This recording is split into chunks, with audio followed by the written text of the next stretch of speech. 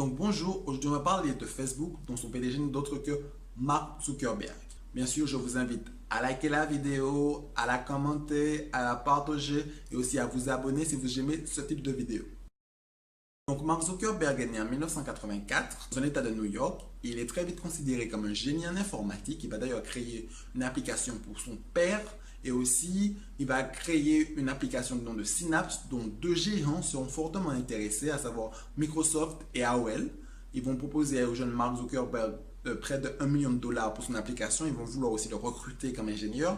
Celui-ci va dire non et il va préférer aller à Harvard. À Harvard, il va créer deux autres applications, dont une du nom de FaceMatch. FaceMatch va avoir un espèce de succès à l'université, si bien que ça va le convertir en espèce de roi à Harvard. En 2004, il va lancer ce projet Facebook ou Facebook, dont la mission sera de permettre aux gens de se connecter, peu importe leur distance, mais aussi de partager ce qu'ils aiment sur un réseau social. Donc, les années passent et la gamme de produits que Facebook offre va s'agrandir. Ils vont créer Messenger.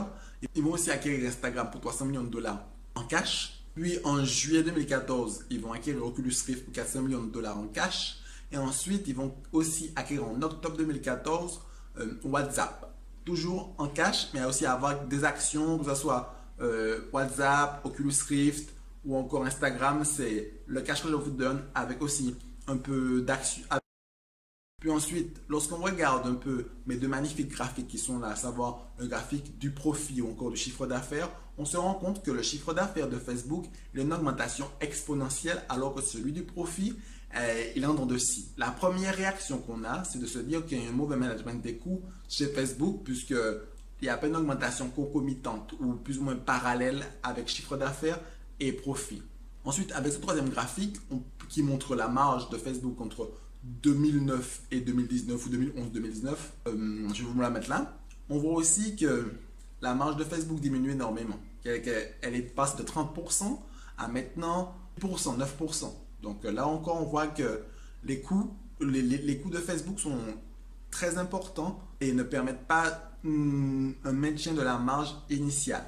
Donc Facebook l'explique de diverses manières, notamment par l'augmentation des utilisateurs. Comme on peut le voir sur ce graphique-là, le nombre d'utilisateurs hebdomadaires a énormément augmenté. En 2010, je ne sais pas quelle année que je vais vous mettre sur le tableau, en 2010 ou 2011, il était de 185 millions d'utilisateurs actifs quotidiennement. Maintenant, en 2019, ils sont à plus de 1,6 milliard d'utilisateurs actifs. Si bien que avoir plus d'utilisateurs signifie qu'il faut plus d'employés. Et lorsqu'on regarde encore ce graphique, on peut voir que au début, en 2011 ou 2009, c'était à 3 000 employés. Maintenant, en 2019, ils sont à 44 000 employés.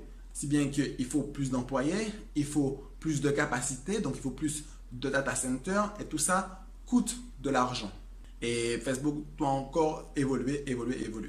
Il parle aussi du fait que leur management il n'est pas habitué à gérer une expansion aussi grande d'entreprise. Ils ont un certain manque d'expérience. Voilà. Et un autre facteur que moi j'aimerais bien montrer, c'est l'évolution du taux de croissance du chiffre d'affaires. On a bien vu que dans notre précédent graphique, l'évolution est exponentielle.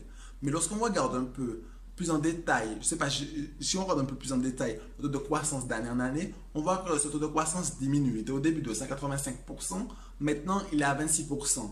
Ce qui montre surtout que peut-être qu'il y a surtout des personnes qui n'ont pas encore accès à Internet. Et si bien que la croissance de Facebook va sûrement ralentir dans les prochaines années, puisque je pense qu'il y a un nombre limité de personnes et un nombre limité de personnes qui ont Internet. Donc, ça explique pourquoi ça pourrait diminuer cette croissance de Facebook. Puis ensuite, j'aimerais un peu expliquer pourquoi les profits sont aussi importants et les chiffres d'affaires augmentent. Le chiffre d'affaires augmente de Facebook pour deux raisons, parce que le plus souvent, Facebook augmente le nombre de publicités qui sont sur Facebook, mais aussi parce que Facebook augmente régulièrement le prix de ses publicités. Donc, maintenant, parlons un peu plus des risques inhérents à Facebook.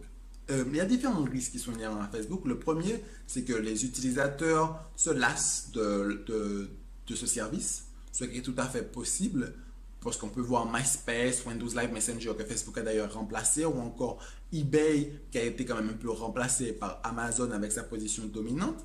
Si bien que Facebook a raison de continuer à investir et investir. D'ailleurs, si on regarde le graphique de recherche et développement, l'augmentation des investissements en Facebook ne fait qu'augmenter. Parce que justement, les utilisateurs sont fans de nouvelles caractéristiques, d'une adaptation du produit.